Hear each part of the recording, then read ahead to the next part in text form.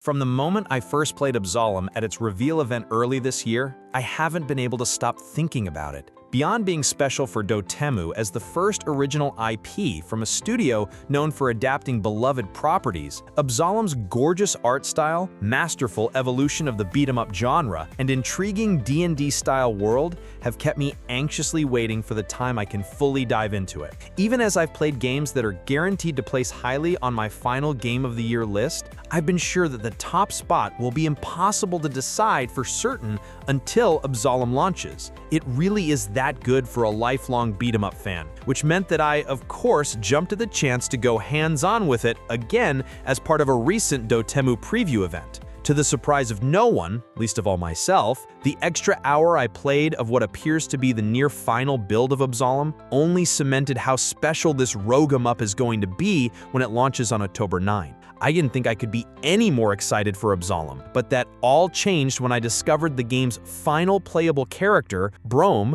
a frog wizard driven by vengeance who has already emerged as my main. No place like Brome. While my first preview of Absolum took place exclusively in its expansive first biome, this new hands-on build let me go further than before and check out a location that's key to the game's story, Jeroba. This swamp-like locale is home to the Molai, a powerful amphibious species that can wield magic from birth, resulting in them regularly being exploited. Speaking of the Molai, that brings us to Absolum's mysterious final character, who up until now could only be seen as a silhouette in the key art.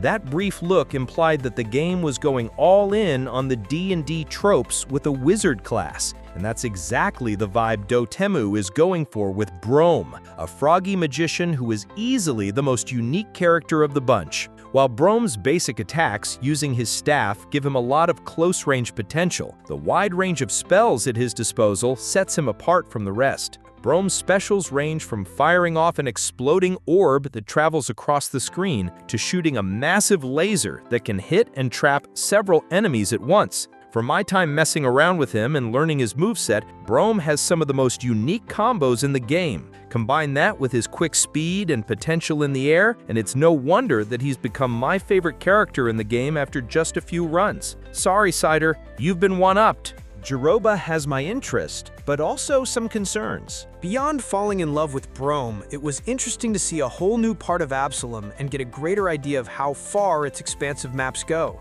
At first, I was a little surprised at how linear Jeroba felt, as my initial two runs had me going basically the same way and not coming across anything too new in the process. It seems the linearity is a purposeful choice for the section of the game I played though, as the paths I took all led to Brome eventually falling into a trap and having to fight out of a massive arena. That arena was by far the most difficult challenge I'd run into in all my time playing Absolum, and I only just managed to reach the boss with an OP build before being destroyed. Once I'd been crushed into frog paste, however, I did find a few different paths to go down, even if they seemingly all led to the same place and a familiar demise to the arena's big boss. It's tough to tell with the short amount of hands-on time with the area and not knowing whether the arena is just one of many events that can take place, but I'm hoping there's a bit more freedom in Jeroba to make it worth running through over and over. Even if my time in the swamp didn't feel quite as endless as the early hours of Absolum, I did at least find some relief in one of my previous concerns,